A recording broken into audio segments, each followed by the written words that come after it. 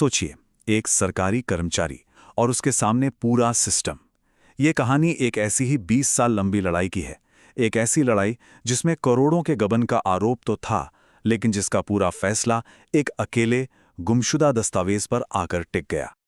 तो साल 2025 में जब ये फैसला आया तो ये सिर्फ 2 दशकों के इंतजार का अंत नहीं था। ये उस हिम्मत की कहानी थी जो तब जरूरी हो जाती है जब कोई एक ताकतवर राज्य के सामने अकेला खड़ा होता है। लेकिन सवाल ये उठता है कि करोड़ों के गबन का इतना बड़ा मामला आखिर एक अकेले गुमशुदा दस्तावेज पर कैसे आकर टिक गया? ये एक पहेली जैसा लगता है ना? चलिए आज इसी रहस्य से पर्दा उठाते हैं। तो चलिए इस 20 साल चली लड़ाई का अंजाम देखते हैं, और कहानी की शुरुआत हम इसके अंजाम से ही करेंगे। देखिए, नतीजा एकदम साफ था। सुप्रीम कोर्ट ने सीधे सीधे राज्य सरकार की अपील खारिज कर दी और फैसला सुनाया रिटायर्ड कर्मचारी राम प्रकाश सिंह के हक में। ये अपने आप में एक बहुत बड़ी जीत थी। तो नतीजा तो हम जान गए। चलिए अब जरा घड़ी को 2 दशक पीछे घुमाते हैं और समझते हैं कि ये सब शुरू कहां से हुआ था। तो बात है साल 2004 की। राम प्रकाश सिंह, जो एक असिस्टेंट इंजीनियर थे, उन पर बहुत गंभीर आरोप लगा सरकारी पैसे के गबन का। कहा गया कि उन्होंने सड़क और नाली बनाने के प्रोजेक्ट्स में कोई 2.5 करोड़ रुपए का घोटाला किया है। जरा इस टाइमलाइन पर नजर डालिए। 2005 में जांच शुरू होती है और खत्म होती है 2025 में। पूरे 20 साल। और इस बीच हुआ क्या? एक ही कर्मचारी के खिलाफ 2 बार जांच हुई, 2 बार सजा दी गई, और दोनों ही बार अदालतों ने उस पूरी प्रक्रिया को ही गलत ठहरा दिया। ये सिर्फ देरी नहीं थी, ये तो प्रक्रिया की गलतियों का एक पूरा चक्कर था जो घूमता ही जा रहा था। और इस मामले की जड़ क्या थी, वो यहां बिल्कुल साफ है। देखिए, एक तरफ है कानूनी नियम जो कहते हैं कि जांच निष्पक्ष होनी चाहिए, और दूसरी तरफ है इस केस की सच्चाई। ना कोई गवाह पेश किया गया, ना आरोपी को सवाल जवाब का मौका मिला, और तो और जो सबसे जरूरी ऑडिट रिपोर्ट थी वो उन्हें दी ही नहीं गई।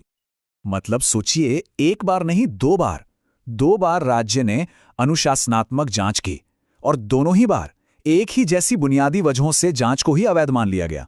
ये कोई एक बार की गलती नहीं थी, ये एक पैटर्न था। अब इतनी सारी प्रक्रिया की खामियों के बीच एक मुद्दा ऐसा था जो इस पूरे केस का सेंटर पॉइंट बन गया, और वो थी वो गायब हुई जांच रिपोर्ट। कानून में एक बहुत ही जरूरी सिद्धांत है, नैसर्गिक न्याय या प्रिंसिपल्स ऑफ नेचुरल जस्टिस। इसका मतलब बहुत सीधा सा है, फेयर प्ले। मतलब कार्यवाही निष्पक्ष हो, हर किसी को अपनी बात रखने का पूरा मौका मिले, और जो भी फैसला हो वो बिना किसी भेदभाव के हो। और इसी बात को सुप्रीम कोर्ट ने अपने फैसले में बिल्कुल साफ साफ कहा। कोर्ट ने कहा, और मैं कोट कर रहा हूं, जांच अधिकारी की रिपोर्ट से इनकार कर्मचारी को अपनी बेगुनाही साबित करने के उचित अवसर से वंचित करना है, और यह नैसर्गिक न्याय के सिद्धांतों का उल्लंघन है।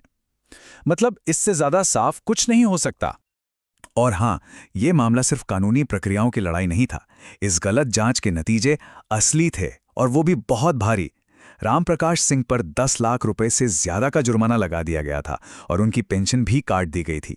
तो इस पूरी प्रक्रिया की एक असली वित्तीय कीमत थी जो वो चुका रहे थे।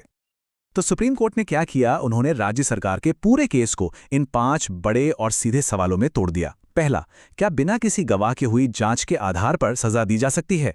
दूसरा, क्या कोई अथॉरिटी ऐसे दस्तावेजों पर भरोसा कर सकती है जो आरोपी ने कभी देखे ही नहीं? तीसरा, क्या जांच रिपोर्ट को छुपाना पूरी प्रक्रिया को ही अमान्य नहीं कर देता? चौथा, क्या अदालत के दिए गए टाइमलाइन को नजरअंदाज किया जा सकता है? और पांचवां और सबसे अहम, क्या राज्य को अपनी गलती सुधारने का एक तीसरा मौका मिलना चाहिए? तो चलिए अब इस एक केस से थोड़ा ऊपर उठते हैं और देखते हैं कि इस फैसले का बड़ा मतलब क्या है, इससे हम सबको क्या सबक मिलता है। देखें, यहां अदालत ने एक बहुत ही दमदार बात कही। उन्होंने कहा कि जब प्रक्रिया के इतने बुनियादी नियम तोड़े जाते हैं तो कर्मचारी को यह साबित करने की जरूरत नहीं है कि उसे नुकसान हुआ है। नुकसान तो साफ साफ दिख रहा है। मतलब प्रक्रिया का टूटना ही अपने आप में सबसे बड़ा नुकसान है। तो कुल मिलाकर ये मामला इतना जरूरी क्यों है? पहली बात, ये साबित करता है कि न्याय पाने का रास्ता, यानी उसकी प्रक्रिया, उतनी ही जरूरी है जितना कि खुद नतीजा। ये एक अकेले इंसान के हक की हिफाजत करता है एक ताकतवर सिस्टम के सामने। ये अधिकारियों को जवाबदेह बनाता है कि वो अपने ही बनाए नियम कानून का पालन करें, और ये साफ करता है कि सबूत छिपाना कोई छोटी मोटी गलती नहीं, बल्कि मौलिक अधिकारों का हनन है। और इस पूरी कानूनी दांवपेच के बीच हमें उस इंसान को नहीं भूलना चाहिए जो इसके केंद्र में था। जब सुप्रीम कोर्ट का आखिरी फैसला आया ना, तब रामप्रकाश सिंह की उम्र 75 साल हो चुकी थी। सोचिए, रिटायरमेंट के बाद के पूरे 15 साल उन्होंने सिर्फ न्याय के इंतजार में गुजार दिए। और आखिर में ये पूरा मामला हमें एक बहुत ही बुनियादी सवाल के साथ छोड़ जाता है। अगर न्याय पाने की प्रक्रिया ही निष्पक्ष नहीं है, तो क्या उस नतीजे को सच में न्याय कहा जा सकता है?